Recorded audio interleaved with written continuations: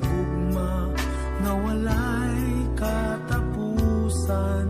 O Dios, awiton ko ang gugma mo.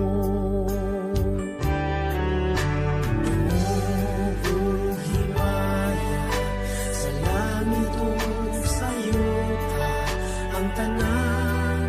O Dios, kanimo lamang. Ikaw puno sa gugma nga walay katapusan. O Dios, awiton ko ang gugma mo. Ginoong Dios, mahigugmaon sa tanan. Tapos kang